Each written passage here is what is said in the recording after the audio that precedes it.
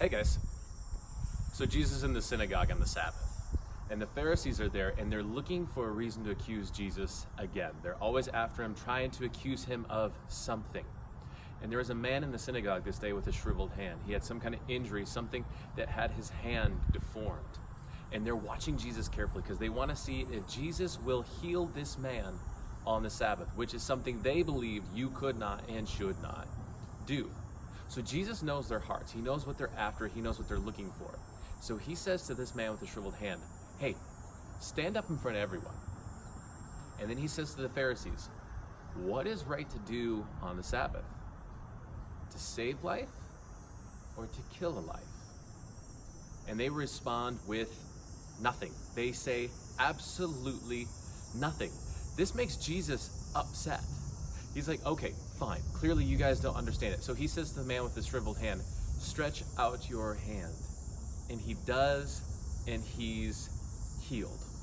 Now, like any story with any circumstances, there's always other things present. There's always other ideas. There's always a background to their story, this man's story. There's always something else going on. So in this culture, in this time, in the first century, they had kind of more of a magical, mythical sense of the world. They didn't have medical understanding like we do today. They wouldn't just understand that this man has a shriveled hand because of an injury or because of a birth defect or because of something that was going on in his system. They did not have that understanding. So they had this kind of line of thinking that if somebody had some kind of physical deformity or illness, it was because of some sin that they had committed, or they had angered God, so God was cursing them in some way. This person did something that brought this thing on them, so they were getting what they deserved. This person was a sinner. This person was not worthy of this kind of treatment. But there was a popular story at this time. There was a popular Hebrew teacher named Hillel.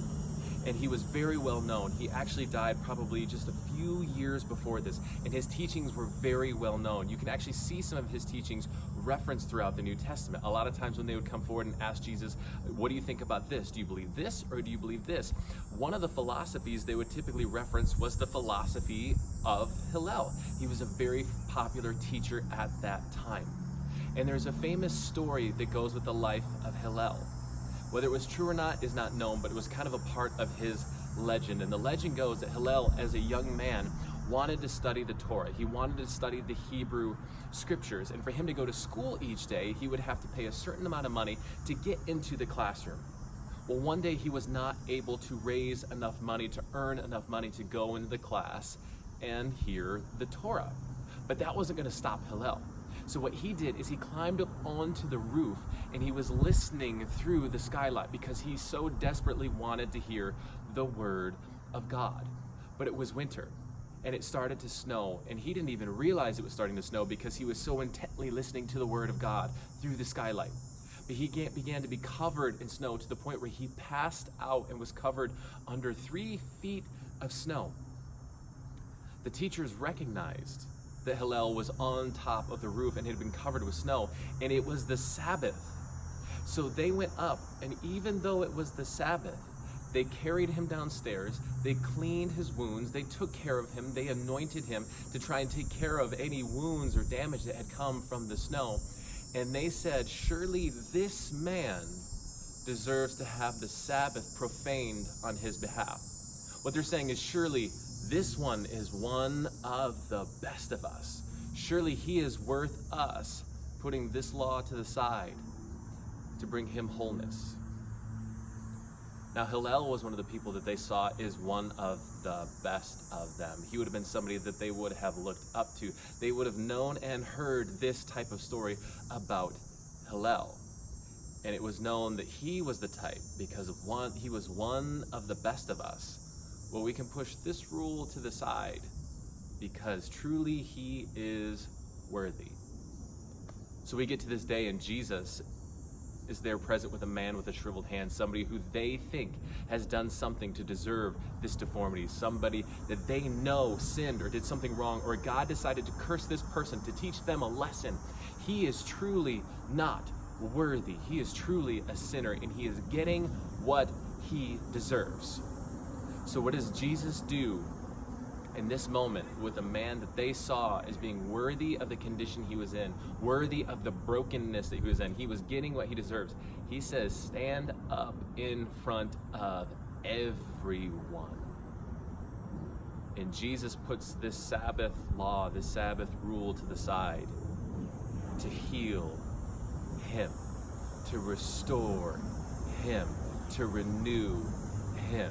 What he's saying in this type of moment is, yeah, you guys have this idea that this rule is valuable, this rule is so important that we can only put it aside for the very, very best of us. And what Jesus is saying is, this man who you consider to be the least of you, this man you consider to be getting what he deserves, this man who is in his brokenness because he did something to deserve it, is worthy of grace, is worthy of restoration, is worthy of receiving wholeness.